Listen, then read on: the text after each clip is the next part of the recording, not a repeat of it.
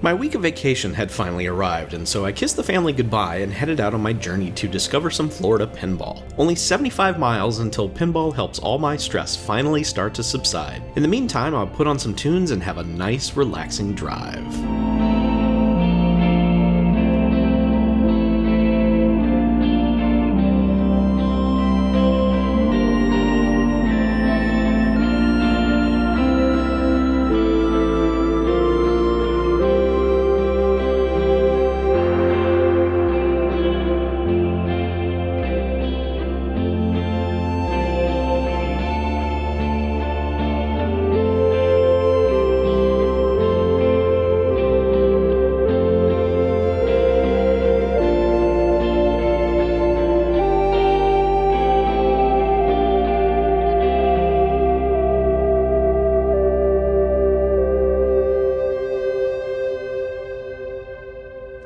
About 80 minutes later, I arrived at my first destination, Gainesville, Florida, home to the once mighty Florida Gators.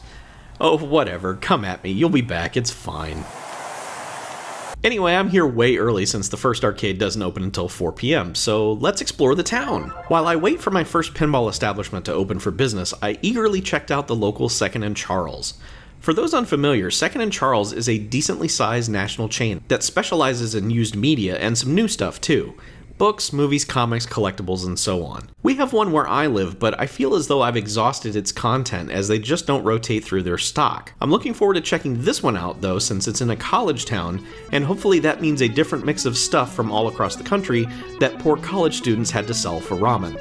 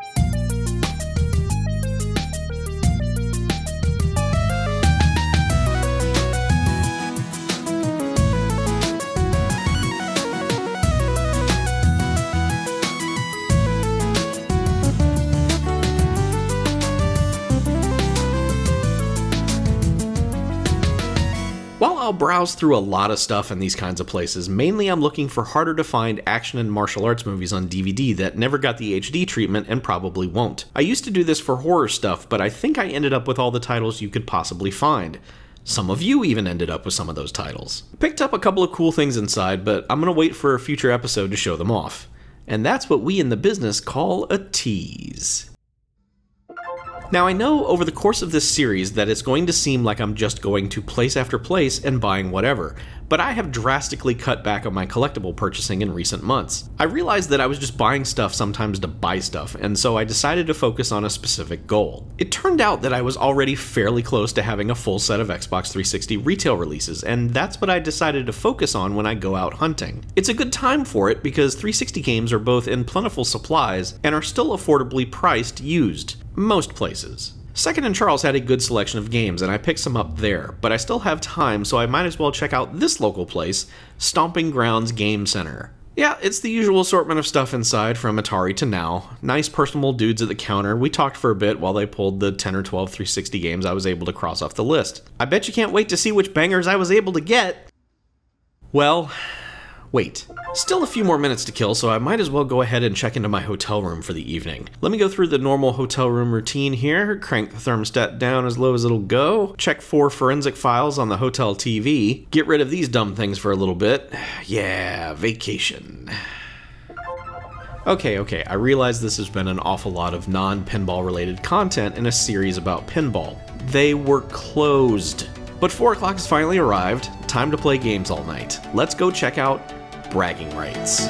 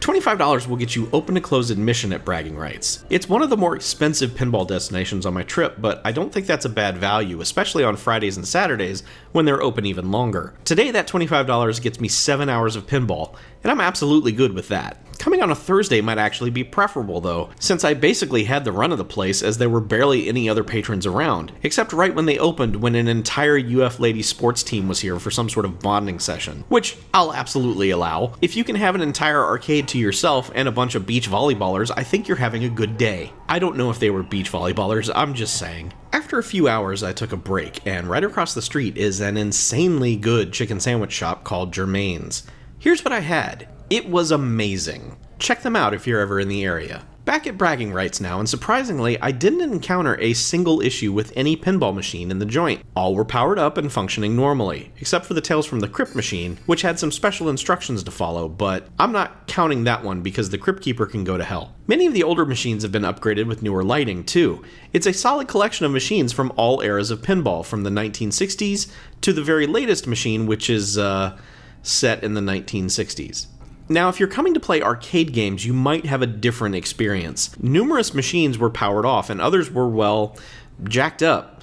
Personally, I don't think the arcade games are the draw, but you might. One final thing to note is that Bragging Rights has nice bathrooms. I think that's worth mentioning if you're going to spend a day somewhere. You can use the bathrooms here. So yeah, Bragging Rights is a definite recommend, and I would like to come back here again soon. I can't say what it's going to be like here when there's a bigger crowd or when it gets hotter outside, but for a Thursday in the spring, I have zero complaints. And did I mention there were beach volleyballers and good-ass chicken sandwiches?